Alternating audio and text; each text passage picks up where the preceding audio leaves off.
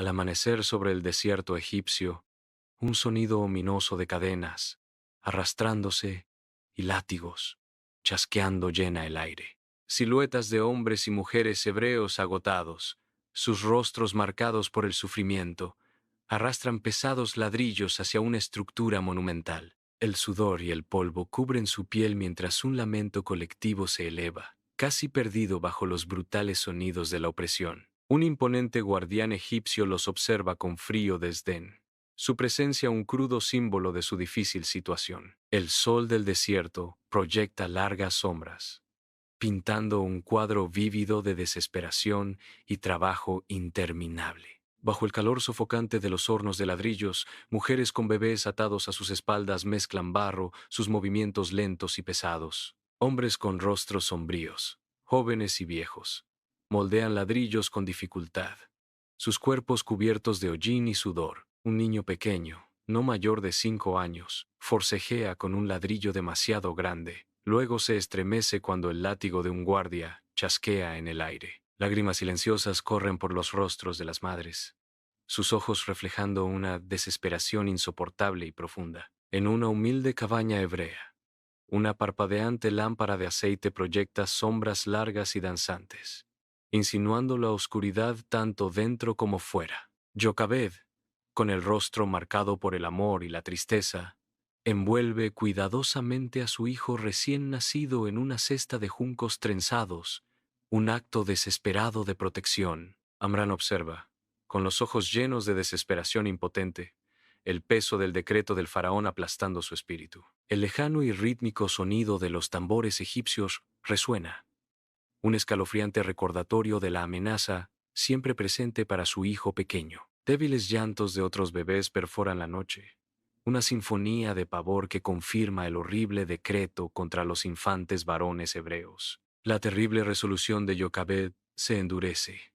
El sacrificio de una madre se cierne mientras se prepara para separarse de su hijo. El alba despunta sobre el Nilo, pintando el cielo con suaves tonos, mientras una cesta tejida se desliza silenciosamente entre los juncos. Escondida en lo profundo de la exuberante vegetación, la joven Miriam observa, con el corazón latiéndole con un pavor silencioso. Una princesa egipcia, de noble porte, se baña con sus doncellas, serena entre la niebla matutina. Una sirvienta descubre la canasta.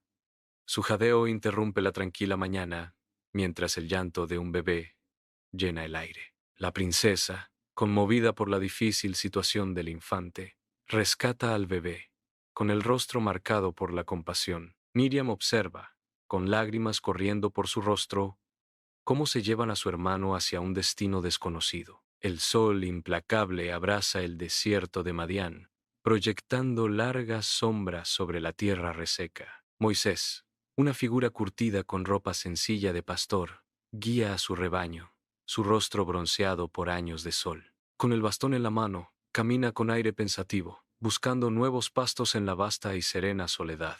El aislamiento del desierto lo ha transformado, un marcado contraste con su turbulento pasado. Ahora, un exiliado silencioso. En el desierto, Moisés, con el rostro curtido, se acerca con asombro a una zarza ardiente que no se consume. Una voz profunda y resonante surge de las llamas, haciendo vibrar el aire.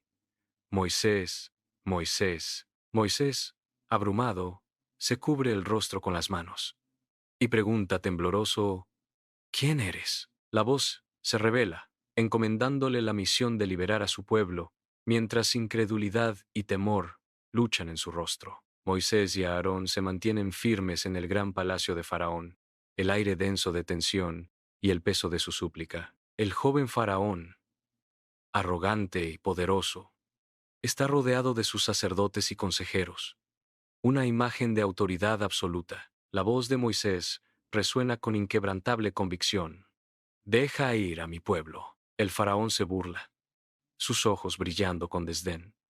Tus pequeños trucos ni siquiera pueden llenar mis arrugas. Su desprecio se endurece en una orden escalofriante, su voz resonando por el opulento salón. El decreto final del faraón: aumentad el trabajo de los esclavos. Veamos qué puede hacer vuestro Dios. Sella su destino con cruel determinación. El Nilo dador de vida, antes vibrante, ahora fluye como un horrible río de sangre, su superficie carmesí reflejando un cielo de pavor. Peces sin vida flotan grotescamente en la marea carmesí, un crudo testimonio del estado envenenado del río.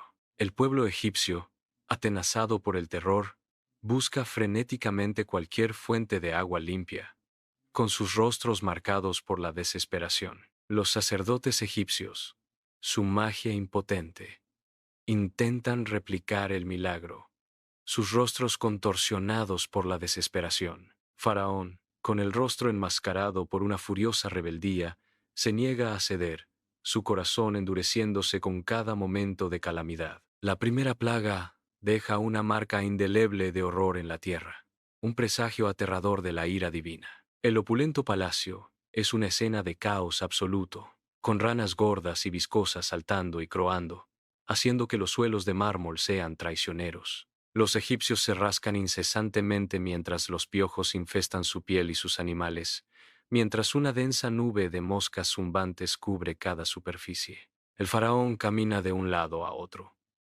su rostro una máscara de furia y desesperación crecientes, sus túnicas desordenadas, su cabello revuelto. Moisés se para frente a él, una isla de calma en el caos, su mirada firme e inquebrantable. Tu obstinación solo traerá ruina.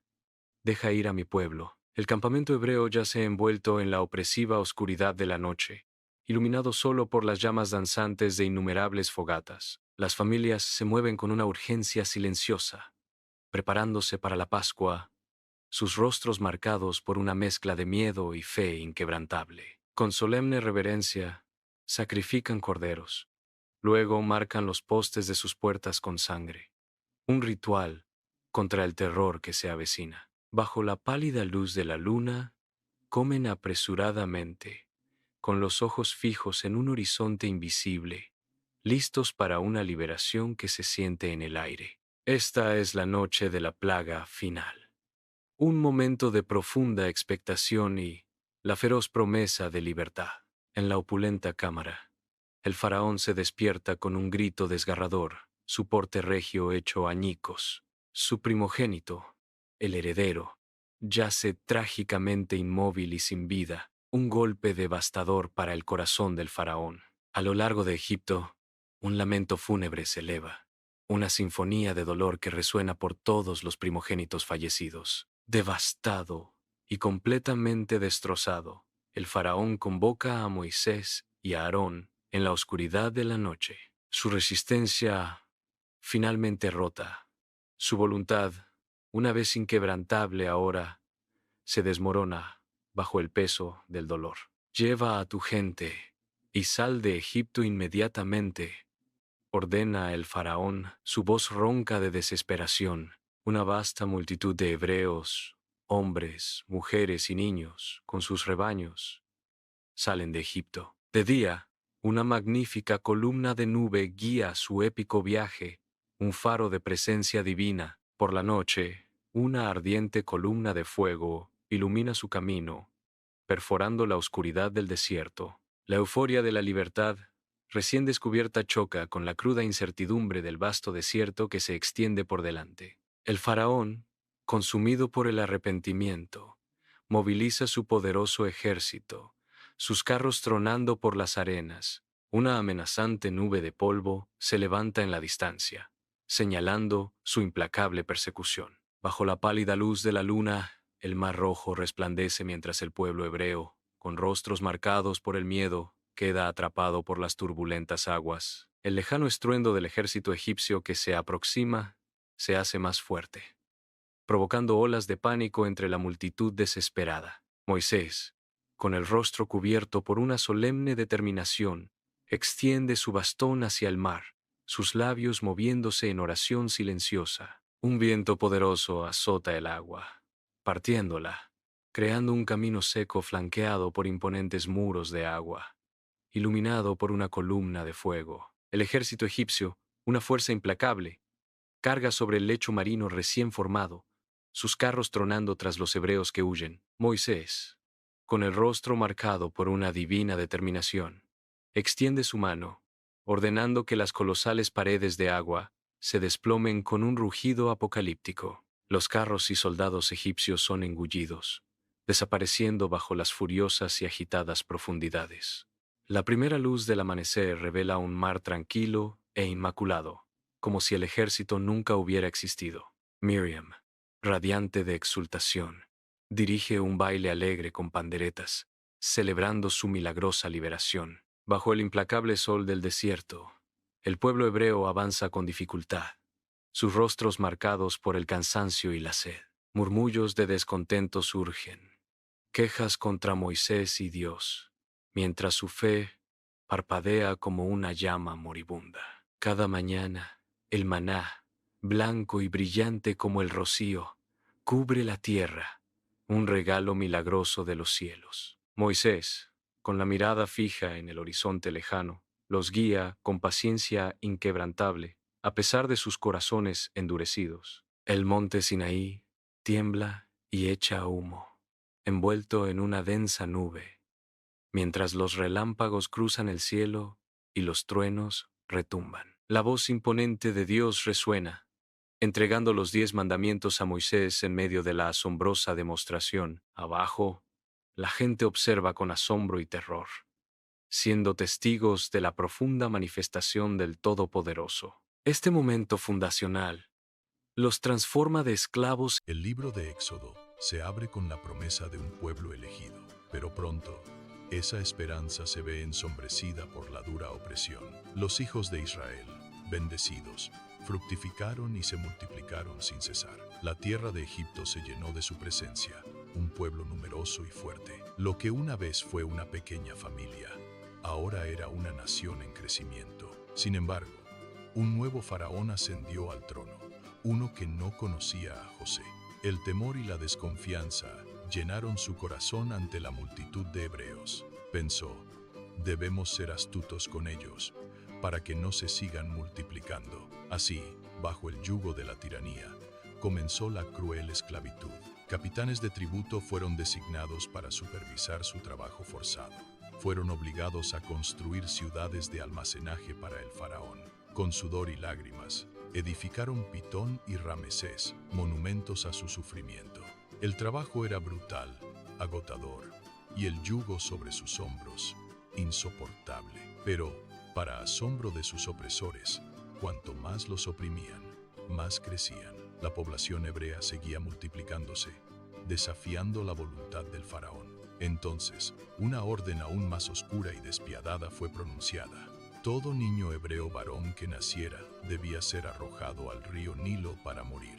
En medio de este terrible decreto, una madre hebrea dio a luz a un niño. Con inmenso amor y valentía, lo escondió en secreto durante 3 meses, pero ya no pudo ocultarlo más. El riesgo de ser descubierta era demasiado grande. Con el corazón roto, lo colocó en una pequeña arquilla de papiro. La cesta, calafateada con brea, fue puesta entre los juncos a la orilla del río. Era un acto desesperado de amor maternal, un último acto de fe en Dios. Mientras tanto, la hija del faraón descendió al Nilo para bañarse. Entre los juncos, escuchó el llanto de un bebé, y su corazón se conmovió. Abrió la arquilla y vio al niño, llorando, y sintió compasión por él. Lo tomó y lo adoptó como suyo, dándole el nombre de Moisés. Ella dijo, porque de las aguas lo saqué, un nombre que marcaría su destino. Así, el futuro libertador de Israel crecía en el mismo palacio del opresor, rodeado de lujos, pero con un llamado divino que no nacía de la comodidad. Un día, ya adulto, Moisés salió y vio la dura carga de su pueblo. Observó a un egipcio golpeando brutalmente a un hebreo, su hermano de sangre. Impulsado por la ira y la justicia, Moisés mató al egipcio. Pensó que su acción permanecería en secreto, que nadie lo sabría. Pero al día siguiente, su crimen fue descubierto y su vida corrió peligro. Temiendo por su vida, Moisés huyó del palacio y de la ira del faraón. El príncipe de Egipto se convirtió en un fugitivo, despojado de su estatus. El heredero del palacio real se transformó en un humilde pastor. En el desierto de Madián, lejos de todo lo que conocía, encontró refugio. 40 largos años pasaron en silencio, en el anonimato del desierto. 40 años de pastorear ovejas, de reflexión y de espera, hasta que un día, en la soledad de la montaña, el cielo volvió a hablar. El ángel de Jehová se le apareció en una llama de fuego, en medio de una zarza. La zarza ardía con intensidad, pero, asombrosamente, no se consumía. Moisés, intrigado por la visión, se acercó para ver este gran espectáculo, y desde el fuego, una voz poderosa pronunció su nombre. Moisés, Moisés. El Dios de Abraham, de Isaac y de Jacob había oído el clamor de su pueblo. Dijo: he visto la aflicción de mi pueblo en Egipto, y he escuchado su lamento. He descendido para librarlos de la mano de los egipcios. La historia de Israel y del mundo estaba a punto de cambiar para siempre. El pastor del desierto sería enviado en una misión divina. Sería enviado ante el trono del imperio más poderoso de la tierra. No iría armado con una espada para la guerra, ni estaría al frente de un gran ejército de guerreros, sino que iría con una sola arma, una poderosa palabra. Una palabra que resonaría en los pasillos del poder egipcio. Una palabra que desafiaría al faraón y a sus dioses. La palabra que cambiaría el destino de millones de almas. La voz de Dios, a través de Moisés, declararía con autoridad: deja ir a mi pueblo. El vasto desierto, con sus arenas infinitas y su sol implacable, finalmente quedó atrás. Moisés, quien una vez huyó de Egipto, regresaba ahora a la tierra de su crianza, pero no como príncipe. Llegaba como un humilde enviado, portador de un mensaje divino y una misión sagrada. En su mano, sostenía una vara sencilla, un símbolo de la autoridad que le había sido conferida. En su boca, resonaba una palabra poderosa, una que no era suya, sino del Dios viviente. Con voz firme, Moisés proclamó ante el faraón: Jehová, el Dios de Israel, dice así: deja ir a mi pueblo, para que me celebre fiesta en el desierto. Éxodo 5:1. El imponente trono del faraón, acostumbrado a dar órdenes, no estaba preparado para recibirlas. Con desdén, el faraón respondió: ¿quién es Jehová, para que yo oiga su voz y deje ir a Israel? Éxodo 5:2. Su pregunta no era por ignorancia, sino un desafío abierto a la autoridad de un Dios desconocido para él. En respuesta a la audacia del faraón, el yugo sobre el pueblo de Israel se hizo aún más pesado. Se les exigió la misma producción de ladrillos, pero sin proveerles la paja necesaria para su elaboración. El pueblo sufrió bajo la opresión, sus cuerpos agotados y sus espíritus quebrantados por la injusticia. Murmuraron con desesperación, dudaron de la promesa de liberación y de la intervención divina. Pero Dios, en su infinita justicia, no retrocede ante la arrogancia y la obstinación humana. Con una promesa de juicio, Dios le dijo a Moisés: ahora verás lo que yo haré a Faraón. Éxodo 6:1. Así, con una declaración de poder divino, comenzó el juicio sobre la tierra de Egipto. El majestuoso Nilo, la fuente de vida y prosperidad para todo Egipto, se transformó en sangre. Un olor nauseabundo de muerte se extendió por cada rincón de la tierra, llenando el aire de terror. Los peces, que antes abundaban en el río, murieron en masa, flotando sin vida en las aguas rojas. El agua, vital para la supervivencia, se volvió imbebible, dejando a los egipcios sedientos y desesperados. A pesar de la magnitud de esta primera plaga, el corazón del faraón se endureció aún más. Luego, hordas de ranas invadieron cada espacio, saltando por los palacios y metiéndose en las camas. Piojos minúsculos pero irritantes cubrieron a hombres y animales por igual, causando una picazón incesante. Moscas zumbadoras llenaron el aire, enjambres densos que oscurecían la luz y atormentaban a todos. El ganado, pilar de la economía egipcia, fue golpeado por una terrible plaga y murió en los campos. Úlceras dolorosas y purulentas brotaron en la piel de los egipcios, afligiendo a cada persona. Cada una de estas plagas era mucho más que un simple desastre natural o una calamidad fortuita. Eran golpes directos y calculados contra los dioses adorados por los egipcios, desafiando su poder. Era una demostración innegable de que el Dios de Israel no compite con deidades falsas. Él gobierna con soberanía absoluta sobre toda la creación y sobre todos los poderes. El cielo se abrió y descargó una tormenta de granizo mezclado con fuego, una visión aterradora. Los campos verdes fueron completamente destruidos, las cosechas aniquiladas bajo la furia del cielo. Los árboles, antes robustos, fueron quebrados y despojados de sus ramas por la fuerza del granizo. Luego vinieron las langostas, una plaga voraz que oscureció el sol con su inmensa cantidad. Devoraron con rapidez lo poco que había quedado en los campos, dejando la tierra desolada. Y después de la devastación, una oscuridad impenetrable descendió sobre Egipto, una tiniebla palpable. Durante 3 días, una oscuridad tan densa que se podía sentir cubrió toda la tierra egipcia. No era simplemente la ausencia del sol, sino un símbolo profundo del estado espiritual de un reino. Un reino que, en su obstinación, se negaba rotundamente a reconocer y aceptar la luz divina. Sin embargo, en medio de esta oscuridad opresora, todos los hijos de Israel tenían luz en sus habitaciones.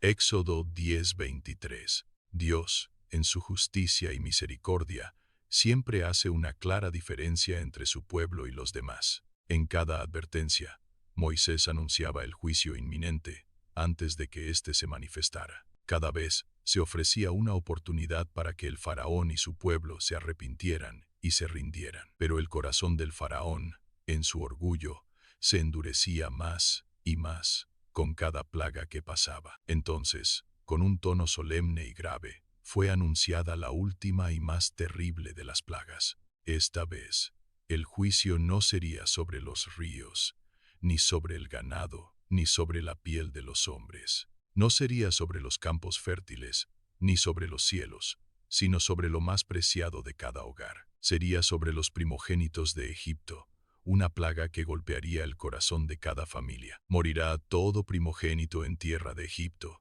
desde el primogénito de Faraón hasta el primogénito de la sierva. Éxodo 11:5. Un silencio pesado y cargado de terror debió recorrer los pasillos del palacio real. Este era el juicio final, la culminación de la confrontación entre dos poderes opuestos. La batalla definitiva entre el poder humano, obstinado y limitado, y la autoridad divina, infinita. Pero antes de que la muerte pasara por Egipto, Dios, en su sabiduría, preparó a su pueblo. Los instruyó para un evento que marcaría la historia de la humanidad para siempre, un pacto eterno, una noche especial, una señal distintiva en los dinteles de las puertas de sus casas, un sacrificio de un cordero sin mancha, cuya sangre sería su protección y su redención. La tan anhelada liberación del pueblo de Israel estaba, por fin, a punto de llegar, y el poderoso imperio que se negó con arrogancia a reconocer al Dios verdadero, estaba a punto de quebrarse, de caer en ruinas ante el poder inquebrantable del Altísimo. La advertencia final había sido pronunciada con solemnidad. Un juicio ineludible se cernía sobre Egipto, pero antes de que la sombra de la muerte cubriera la tierra, Dios entregó instrucciones precisas a su pueblo elegido. No habría lugar para la improvisación ni el azar. Cada detalle poseía un significado eterno y profundo. Dios mandó: hablad a toda la congregación de Israel. En el 10 de este mes, tómese cada uno un cordero. Este cordero debía ser perfecto, sin defecto alguno. Un macho de 1 año de edad. Sería apartado y guardado con cuidado hasta el día señalado, un símbolo de pureza y sacrificio. La sangre de este cordero se convertiría en la señal inconfundible de protección y salvación, y tomarían de esa sangre, aplicándola con reverencia en los 2 postes y en el dintel de sus casas. No era la fuerza física del hebreo lo que garantizaría su seguridad en aquella noche de terror. Tampoco su linaje ancestral, ni su moralidad personal, serían su escudo contra la calamidad. Era la sangre, y solo la sangre, la que ofrecería la promesa divina de salvación. Dios mismo declaró: y veré la sangre y pasaré de vosotros, y no habrá en vosotros plaga de mortandad. Aquella noche no sería una noche común, era un umbral, Una noche de profunda transición para Israel marcaba el paso doloroso de la esclavitud a la anhelada libertad, de la opresión a una nueva identidad como nación. Debían comer el cordero asado al fuego, acompañado de panes sin levadura, símbolo de la prisa, y hierbas amargas. Vestidos ya para partir, con el cinturón ceñido, el calzado puesto y el bordón firmemente en la mano. Era una cena, sí, pero también una despedida solemne de su vida pasada en servidumbre. Mientras la medianoche se acercaba, una tensión palpable llenaba el aire. El silencio se volvió denso. De repente, a la medianoche, el silencio fue quebrantado por un estruendo divino y terrible. Y aconteció que a la medianoche Jehová hirió a todo primogénito en la tierra de Egipto, sin excepción, desde el primogénito del faraón, que se sentaba en su trono, hasta el del cautivo en la oscura cárcel. Un gran clamor desgarrador se levantó por todo Egipto, un lamento que resonó en cada rincón, porque no había casa donde no hubiese un muerto, una tragedia universal que tocó a todos los egipcios. Pero en las casas marcadas por la sangre del Cordero, allí, y solo allí, hubo preservación milagrosa. La diferencia crucial no fue la nacionalidad de sus habitantes, sino un acto de fe y obediencia. En medio del caos y la desolación, Faraón, desesperado, llamó a Moisés y a Aarón en plena noche. Con voz quebrada, les ordenó: «Salid en medio de mi pueblo, e id, servid a Jehová, como habéis dicho». Después de siglos de cruel esclavitud, la puerta hacia la libertad se abría finalmente ante ellos. Israel salió apresuradamente, sin un momento que perder. La masa de su pan no tuvo tiempo de fermentar. El pan sin levadura se convertiría en un recordatorio perpetuo de aquella urgencia santa y divina. Y los hijos de Israel partieron, una multitud inmensa, como 600,000 hombres de a pie. Esta cifra no incluía a los niños, lo que significaba una nación entera en movimiento hacia su destino. No salieron como fugitivos derrotados, huyendo con miedo y vergüenza de sus opresores. Salieron con riqueza, con los tesoros de Egipto que les habían sido entregados por sus antiguos amos. Salieron con una promesa divina, la promesa de una tierra y un futuro, guiados por la mano de Dios. Salieron como un pueblo redimido, liberado por un poder que trascendía toda fuerza humana. Aquel día trascendental marcó el nacimiento oficial de una nación, un nuevo comienzo para Israel. Dios declaró: «Este mes os será principio de los meses. Para vosotros será este el primero en los meses del año». Dios estaba redefiniendo su calendario. Su historia comenzaba de nuevo, llena de esperanza y propósito. Pero la verdadera libertad no culmina al cruzar una puerta.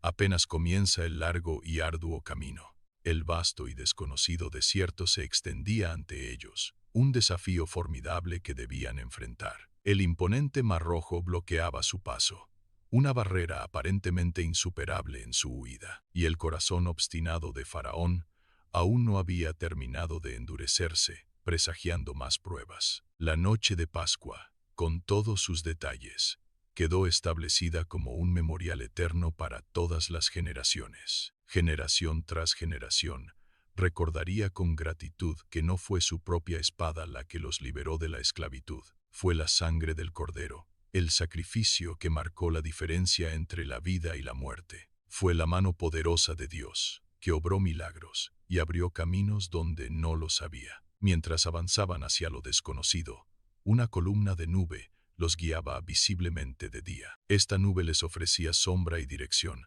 un recordatorio constante de la presencia divina, y una columna de fuego resplandeciente iluminaba la noche, disipando la oscuridad y el miedo. El fuego les proporcionaba calor y luz, asegurando que su viaje pudiera continuar sin interrupción. La esclavitud en Egipto había terminado de forma definitiva.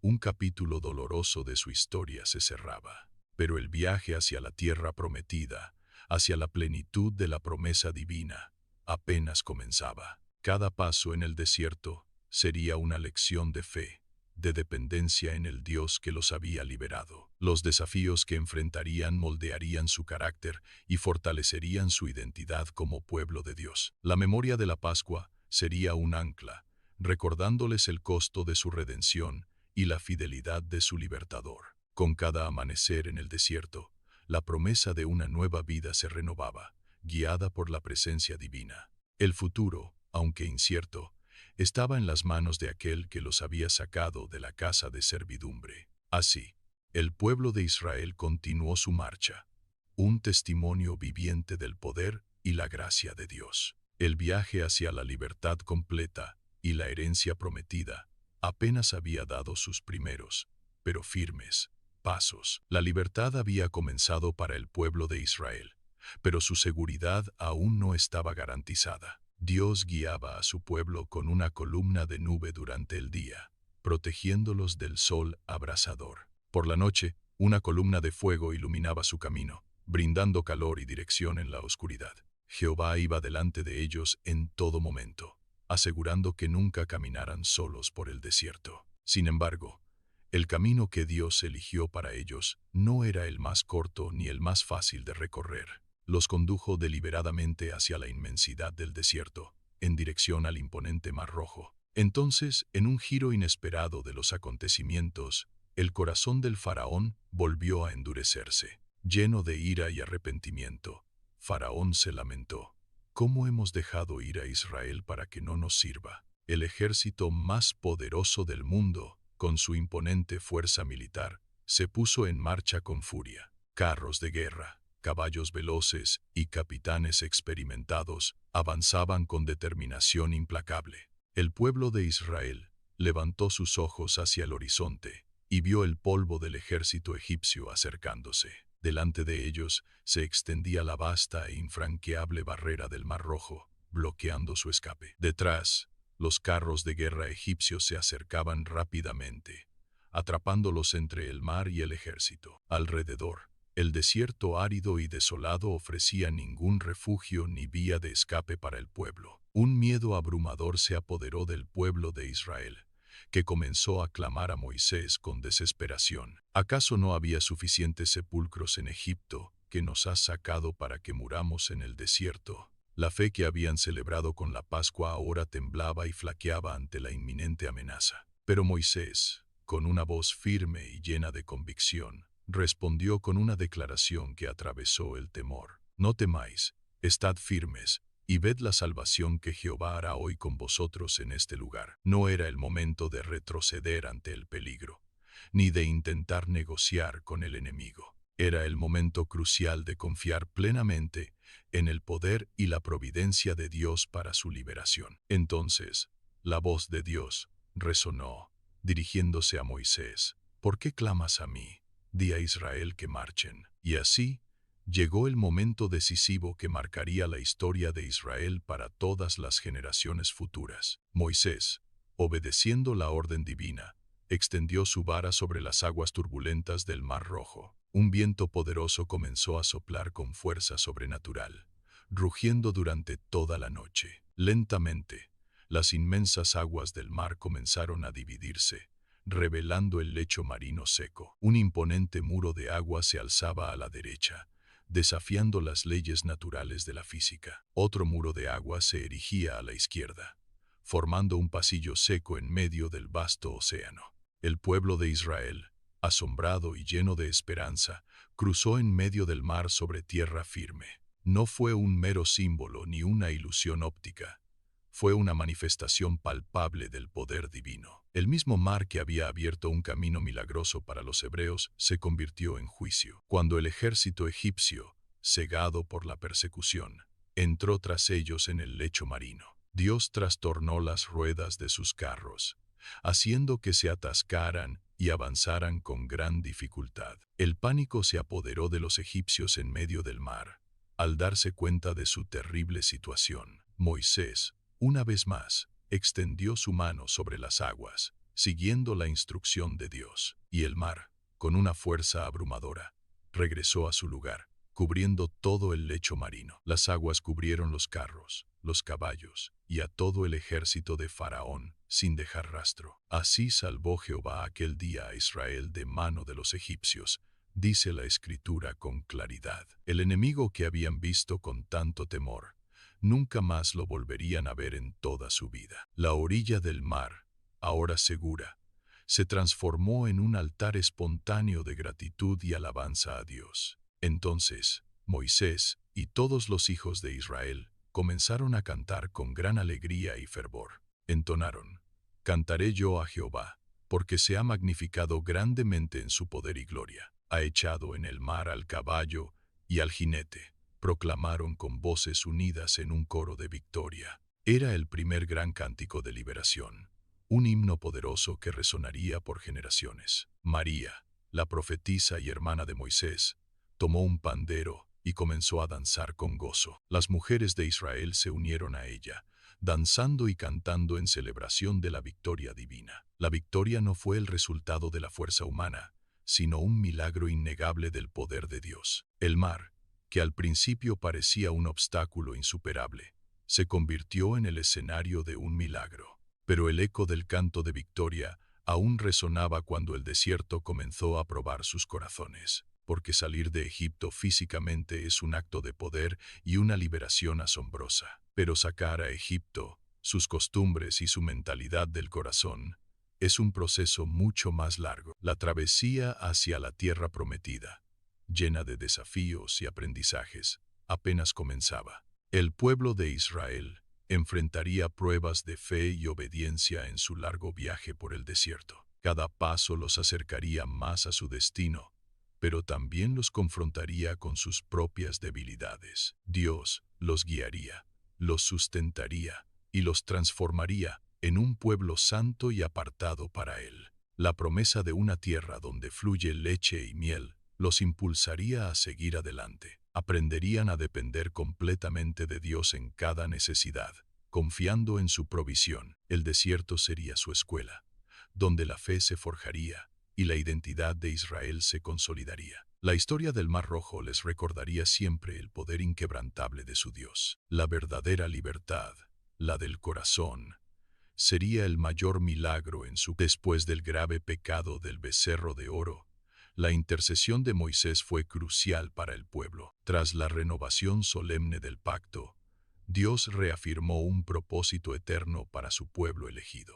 Su deseo más profundo era habitar en medio de ellos, no solo como un guía lejano. No se trataba solo de liberarlos de la esclavitud, ni únicamente de guiarlos por el desierto. El Señor anhelaba morar íntimamente entre su gente, estableciendo su presencia en su campamento. Moisés recibió entonces instrucciones divinas, detalladas y precisas, para construir un santuario. Cada medida, cada material seleccionado, cada intrincado diseño, todo tenía un profundo significado espiritual. Se especificaron materiales preciosos: oro puro, plata resplandeciente y bronce pulido para la estructura, lino fino, intrincadamente tejido, y madera de acacia resistente fueron también requeridos para la edificación. Aceite puro para mantener encendido el candelabro y especias aromáticas para el incienso sagrado. El pueblo de Israel respondió a este llamado con una generosidad desbordante y un espíritu dispuesto. La Escritura relata: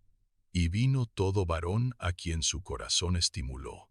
Éxodo 35:21, mostrando su entrega. Esta ofrenda no fue una imposición, sino un acto voluntario, brotado de corazones agradecidos y fervientes. Artesanos habilidosos, llenos del Espíritu de Dios, trabajaron con una sabiduría y destreza divinas. Cada cortina fue tejida con esmero, revelando patrones y colores vibrantes que adornarían el interior. Cada tabla de acacia fue ensamblada con precisión, formando las paredes de la morada santa. Cada utensilio sagrado fue formado con una exactitud asombrosa, reflejando la gloria de Dios. La imponente arca del pacto, el cofre sagrado que contenía las tablas de la ley, fue construida con reverencia. El propiciatorio, la cubierta de oro con los querubines, fue colocado cuidadosamente sobre el arca, simbolizando la misericordia. El candelabro de oro, labrado de una sola pieza, irradiaba luz en el lugar santo, una luz perpetua. La mesa de los panes de la proposición, con sus panes frescos, representaba la provisión constante de Dios. El altar del incienso, donde se elevaba una fragancia dulce, simbolizaba las oraciones del pueblo ascendiendo al cielo. Finalmente, el altar del holocausto, en el atrio exterior, donde se ofrecían sacrificios por el perdón de los pecados. Todos estos elementos hablaban de un acceso posible a la presencia de Dios, pero también de su inmensa santidad. El tabernáculo no era una edificación común, era el punto central de la vida de Israel, el lugar del encuentro divino. Cuando la construcción estuvo completamente terminada, Moisés procedió a levantar el tabernáculo con solemnidad. Ungió cada elemento con aceite sagrado, dedicándolos al servicio de Jehová, purificándolos para su uso santo. Consagró a Aarón y a sus hijos como sacerdotes, estableciendo el sacerdocio para ministrar ante el Señor. Entonces, en un momento de asombro y reverencia, ocurrió el evento más esperado y glorioso. La nube de la gloria de Jehová cubrió el tabernáculo de reunión, y su resplandor llenó por completo la morada. La Escritura lo confirma. La nube cubrió el tabernáculo de reunión, y la gloria de Jehová llenó el tabernáculo. Éxodo 40:34. Esta misma nube, que los había guiado milagrosamente desde la tierra de Egipto, ahora descendía para morar. Se posaba majestuosamente en medio del campamento de Israel, una señal visible de la presencia divina. La presencia de Dios era tan abrumadora e intensa, que Moisés mismo no podía entrar al tabernáculo. El Dios que había abierto milagrosamente el mar rojo para su pueblo, mostrando su poder supremo. El Dios que había hablado con voz atronadora desde el fuego en el monte Sinaí, revelando su ley. Ahora, este mismo Dios todopoderoso residía humildemente entre las tiendas de campaña de su pueblo en el desierto. De día, la majestuosa nube reposaba visiblemente sobre el tabernáculo, indicando la dirección y el descanso. De noche, una columna de fuego brillaba intensamente sobre él, iluminando el campamento ante los ojos de todo Israel. Así lo atestigua la palabra. Porque la nube de Jehová estaba de día sobre el tabernáculo, y el fuego estaba de noche sobre él.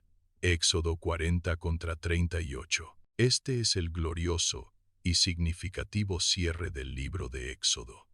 Un final lleno de esperanza y promesa. No termina con una batalla sangrienta, ni con un juicio severo sobre el pueblo pecador. Tampoco concluye con la desolación del desierto, sino con la manifestación palpable de la presencia de Dios. El libro comenzó con el pueblo de Israel en la más profunda esclavitud, bajo la opresión cruel de Egipto. Termina con un pueblo ordenado y consagrado, viviendo alrededor de la gloria resplandeciente de su Dios. Comenzó con el sonido de las cadenas de la esclavitud, un símbolo de su cautiverio y sufrimiento. Termina con la melodía de la adoración, un pueblo libre que alaba a su libertador y rey. Comenzó con el clamor desesperado de los esclavos, que subía con angustia al cielo, buscando ayuda. Termina con la gloria de Dios, que desciende poderosamente a la tierra, respondiendo a ese clamor. Éxodo no es meramente una historia de liberación física de la tiranía y la opresión egipcia. Es la profunda revelación de un Dios que rescata a su pueblo con un propósito mayor: establecer una relación íntima, un Dios que libera no solo para dar libertad, sino para formar un pueblo santo y peculiar para sí mismo. Un Dios que redime con el anhelo supremo de habitar en medio de aquellos a quienes ha salvado. El viaje de Israel, sin embargo, no ha terminado.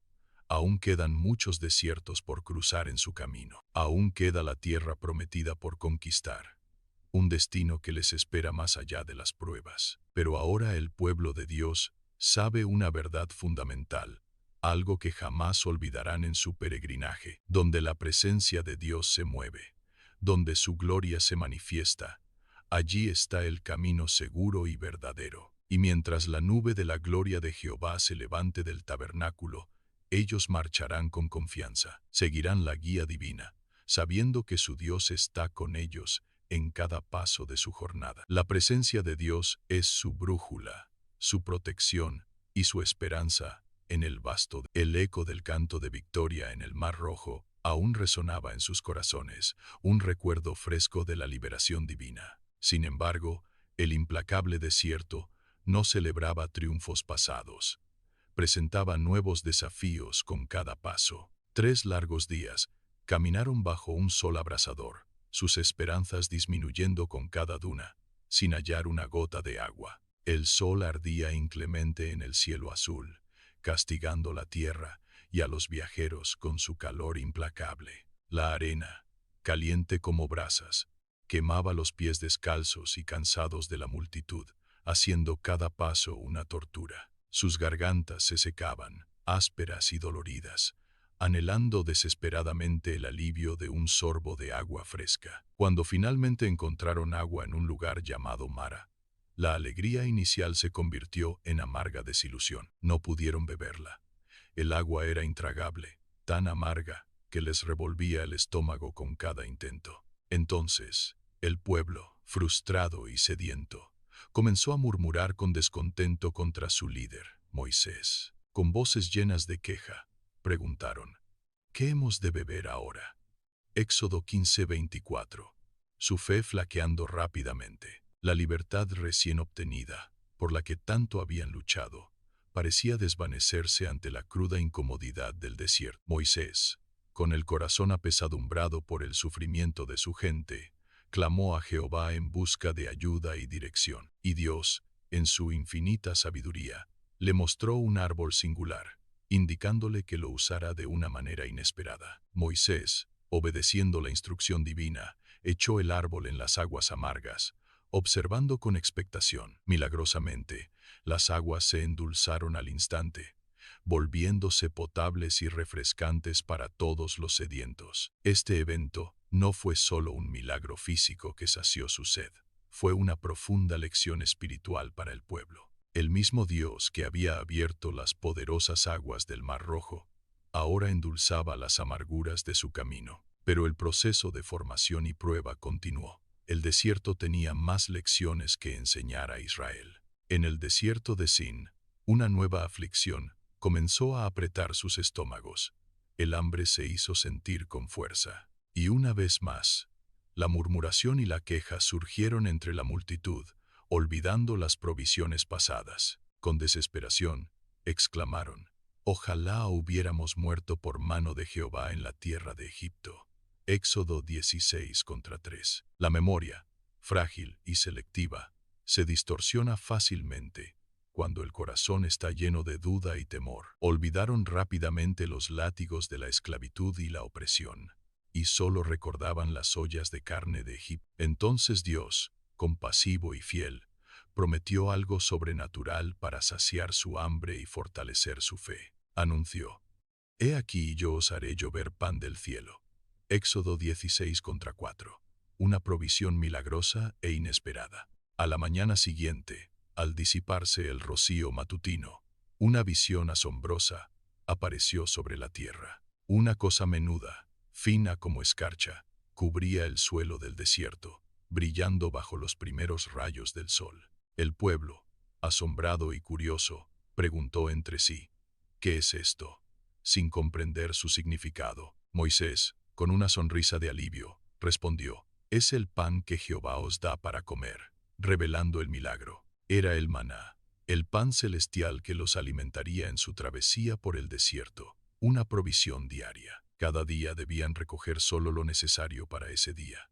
Una lección de confianza y dependencia. No podían guardar nada para el día siguiente, pues se corrompía, enseñándoles a vivir al día. Esta dependencia diaria forjó en ellos una confianza renovada en Dios con cada nuevo amanecer. El sexto día, sin embargo, debían recoger una doble porción, preparándose para el día siguiente, porque el séptimo día sería un día de reposo, un mandamiento divino para descansar y honrar al Creador.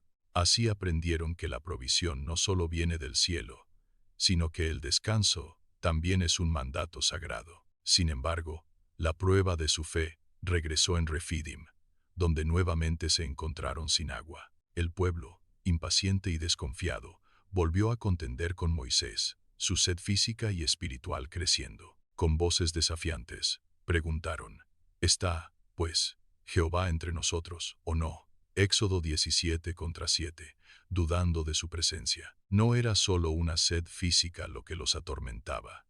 Era un profundo cuestionamiento espiritual de la fidelidad de Dios. Dios, En su paciencia, ordenó a Moisés golpear la roca en Horeb, un acto de fe y obediencia. La misma vara que había abierto el poderoso mar ahora golpeaba la dura piedra del desierto, y de la roca, contra toda lógica natural, brotó agua fresca y abundante, saciando a la multitud. En el lugar más árido e inhóspito, surgió una provisión milagrosa, demostrando el poder ilimitado de Dios. El desierto, lejos de ser un lugar de abandono, era en realidad un riguroso campo de entrenamiento espiritual. Allí aprendieron que la verdadera libertad no es ausencia de problemas, sino una fe constante en Dios. Comprendieron que la provisión divina no siempre sería almacenada, sino recibida fielmente día a día, y que la presencia de Dios no se mide por la comodidad material, sino por su inquebrantable fidelidad. Mientras avanzaban en su viaje,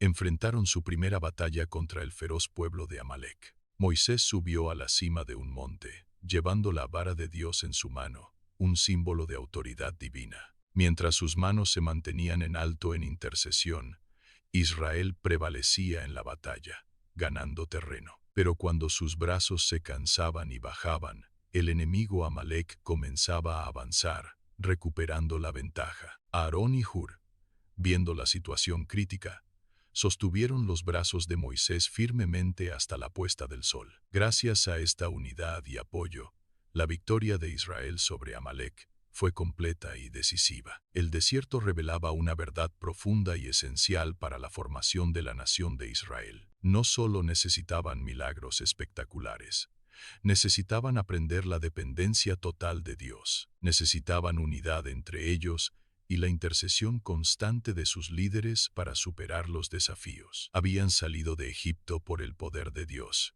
liberados de la esclavitud con mano fuerte. Ahora estaban siendo formados y moldeados como un pueblo especial, con una identidad y propósito divinos. El siguiente destino no sería una fuente de agua ni una batalla, sino una montaña que temblaría con la voz de Dios mismo. El desierto había probado su fe. Ahora, la montaña revelaría su identidad. Al tercer mes de salir de Egipto, Israel llegó al desierto del Sinaí. Acampó frente al monte. No era un monte cualquiera. Era el lugar donde la zarza había ardido, donde Dios había dicho: cuando hayas sacado al pueblo, serviréis a Dios en este monte. La promesa se cumplía. Moisés subió, y Dios habló: vosotros visteis lo que hice a los egipcios, y cómo os tomé sobre alas de águilas. Ahora, pues, si diereis oído a mi voz, vosotros me seréis un reino de sacerdotes y gente santa.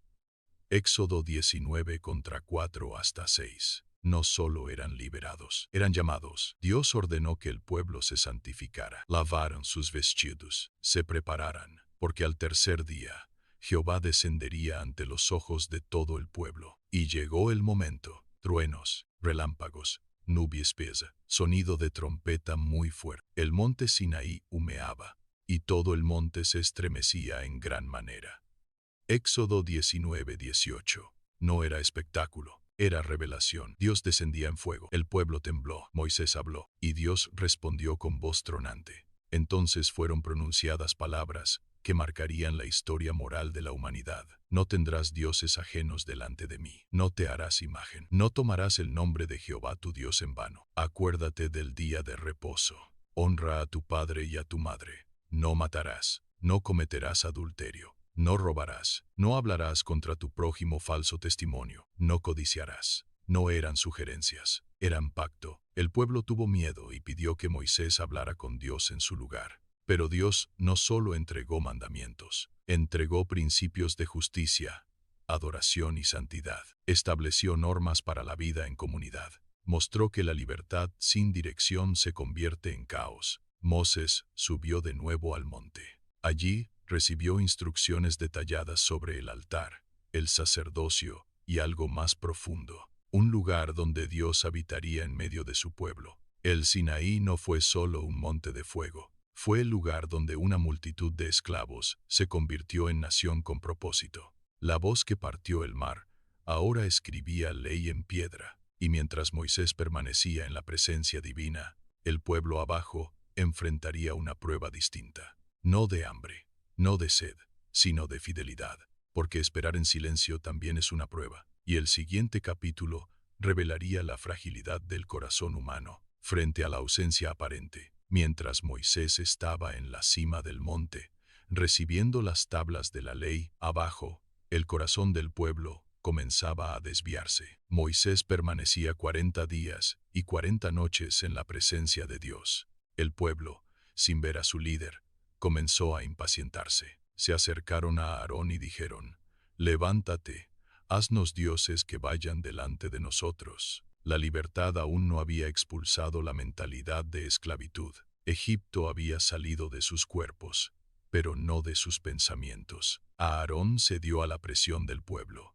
Pidió los arcillos de oro. Fundieron el metal y formaron un becerro de oro. Israel, estos son tus dioses, que te sacaron de la tierra de Egipto. El pueblo celebró, comieron, bebieron, bailaron, pero la adoración se convirtió en corrupción espiritual. En la cima del monte, Dios habló a Moisés: «Ve, desciende, porque tu pueblo se ha corrompido». No dijo: «mi pueblo». Dijo: «tu pueblo». El pecado había roto la comunión. Moisés descendió con las tablas de la ley. Al ver la idolatría, su ira ardió. Arrojó las tablas y se rompieron al pie del monte. El símbolo del pacto quebrado era visible. El becerro fue destruido. El oro fue molido hasta hacerlo polvo y esparcido en el agua. 3000 hombres murieron aquel día como consecuencia del juicio y la rebelión. Pero también surgió intercesión. Moisés volvió a subir al monte y oró: «Perdona ahora su pecado, y si no, bórrame de tu libro». Era una oración de sacrificio espiritual. Dios mostró misericordia, pero también justicia. El pueblo continuaría su camino, pero ya no con la misma cercanía que antes. Moisés ahora hablaba con Dios en el tabernáculo de reunión, y el pueblo observaba desde lejos. Entonces ocurrió algo que definió el resto. Moisés pidió algo imposible: «Muéstrame tu gloria». Dios respondió: «Haré pasar todo mi bien delante de tu rostro, pero mi rostro no podrás ver». Moisés fue colocado en la hendidura de una peña, y la gloria de Dios pasó frente a él. La presencia divina fue tan intensa que el rostro de Moisés comenzó a resplandecer.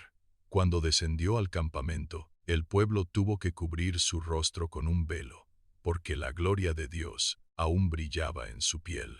El Éxodo termina con un propósito claro. Dios no solo quería liberar a un pueblo, quería habitar en medio de él. Por eso, se ordenó la construcción del tabernáculo. Y cuando todo fue terminado, la gloria de Jehová llenó el tabernáculo. Una nube cubría el tabernáculo de día, fuego iluminaba la noche. Israel aprendió una verdad eterna: Dios no solo libera, Dios acompaña. Y así concluye el relato del Éxodo, de la esclavitud a la presencia, de las cadenas a la gloria. Después del grave pecado del becerro de oro, la intercesión de Moisés fue crucial para el pueblo. Tras la renovación solemne del pacto, Dios reafirmó un propósito eterno para su pueblo elegido. Su deseo más profundo era habitar en medio de ellos, no solo como un guía lejano. No se trataba solo de liberarlos de la esclavitud, ni únicamente de guiarlos por el desierto. El Señor anhelaba morar íntimamente entre su gente, estableciendo su presencia en su campamento. Moisés recibió entonces instrucciones divinas, detalladas y precisas, para construir un santuario. Cada medida, cada material seleccionado, cada intrincado diseño, todo tenía un profundo significado espiritual. Se especificaron materiales preciosos: oro puro, plata resplandeciente y bronce pulido para la estructura, lino fino, intrincadamente tejido, y madera de acacia resistente fueron también requeridos para la edificación. Aceite puro para mantener encendido el candelabro y especias aromáticas para el incienso sagrado. El pueblo de Israel respondió a este llamado con una generosidad desbordante y un espíritu dispuesto. La Escritura relata: «Y vino todo varón a quien su corazón estimuló». Éxodo 35:21. Mostrando su entrega. Esta ofrenda no fue una imposición, sino un acto voluntario, brotado de corazones agradecidos y fervientes. Artesanos habilidosos, llenos del Espíritu de Dios, trabajaron con una sabiduría y destreza divinas. Cada cortina fue tejida con esmero, revelando patrones y colores vibrantes que adornarían el interior. Cada tabla de acacia fue ensamblada con precisión, formando las paredes de la morada santa. Cada utensilio sagrado fue formado con una exactitud asombrosa, reflejando la gloria de Dios. La imponente arca del pacto, el cofre sagrado que contenía las tablas de la ley, fue construida con reverencia. El propiciatorio, la cubierta de oro con los querubines, fue colocado cuidadosamente sobre el arca, simbolizando la misericordia. El candelabro de oro, labrado de una sola pieza, irradiaba luz en el lugar santo, una luz perpetua. La mesa de los panes de la proposición, con sus panes frescos, representaba la provisión constante de Dios. El altar del incienso, donde se elevaba una fragancia dulce, simbolizaba las oraciones del pueblo ascendiendo al cielo. Finalmente, el altar del holocausto, en el atrio exterior, donde se ofrecían sacrificios por el perdón de los pecados. Todos estos elementos hablaban de un acceso posible a la presencia de Dios, pero también de su inmensa santidad. El tabernáculo no era una edificación común, era el punto central de la vida de Israel, el lugar del encuentro divino. Cuando la construcción estuvo completamente terminada, Moisés procedió a levantar el tabernáculo con solemnidad. Ungió cada elemento con aceite sagrado, dedicándolos al servicio de Jehová, purificándolos para su uso santo. Consagró a Aarón y a sus hijos como sacerdotes, estableciendo el sacerdocio para ministrar ante el Señor. Entonces, en un momento de asombro y reverencia, ocurrió el evento más esperado y glorioso. La nube de la gloria de Jehová cubrió el tabernáculo de reunión, y su resplandor llenó por completo la morada. La Escritura lo confirma. La nube cubrió el tabernáculo de reunión, y la gloria de Jehová llenó el tabernáculo. Éxodo 40:34. Esta misma nube, que los había guiado milagrosamente desde la tierra de Egipto, ahora descendía para morar. Se posaba majestuosamente en medio del campamento de Israel, una señal visible de la presencia divina. La presencia de Dios era tan abrumadora e intensa, que Moisés mismo no podía entrar al tabernáculo. El Dios que había abierto milagrosamente el mar rojo para su pueblo, mostrando su poder supremo. El Dios que había hablado con voz atronadora desde el fuego en el monte Sinaí, revelando su ley. Ahora, este mismo Dios todopoderoso residía humildemente entre las tiendas de campaña de su pueblo en el desierto. De día, la majestuosa nube reposaba visiblemente sobre el tabernáculo, indicando la dirección y el descanso. De noche, una columna de fuego brillaba intensamente sobre él, iluminando el campamento ante los ojos de todo Israel. Así lo atestigua la palabra. Porque la nube de Jehová estaba de día sobre el tabernáculo, y el fuego estaba de noche sobre él. Éxodo 40:38. Este es el glorioso y significativo cierre del libro de Éxodo.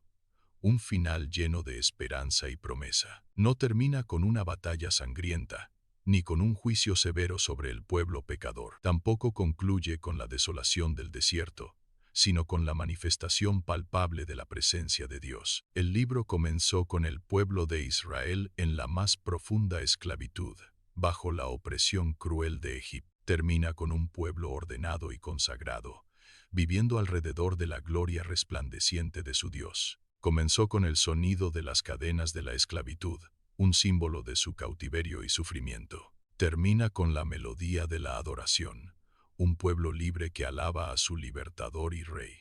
Comenzó con el clamor desesperado de los esclavos, que subía con angustia al cielo, buscando ayuda. Termina con la gloria de Dios, que desciende poderosamente a la tierra, respondiendo a ese clamor. Éxodo no es meramente una historia de liberación física de la tiranía y la opresión egipcia. Es la profunda revelación de un Dios que rescata a su pueblo con un propósito mayor: establecer una relación íntima, un Dios que libera no solo para dar libertad, sino para formar un pueblo santo y peculiar para sí mismo. Un Dios que redime con el anhelo supremo de habitar en medio de aquellos a quienes ha salvado. El viaje de Israel, Sin embargo, no ha terminado.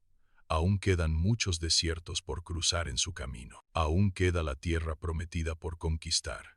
Un destino que les espera más allá de las pruebas. Pero ahora el pueblo de Dios sabe una verdad fundamental, algo que jamás olvidarán en su peregrinaje, donde la presencia de Dios se mueve, donde su gloria se manifiesta. Allí está el camino seguro y verdadero. Y mientras la nube de la gloria de Jehová se levante del tabernáculo, ellos marcharán con confianza, seguirán la guía divina, sabiendo que su Dios está con ellos en cada paso de su jornada. La presencia de Dios es su brújula, su protección y su esperanza en el vasto desierto.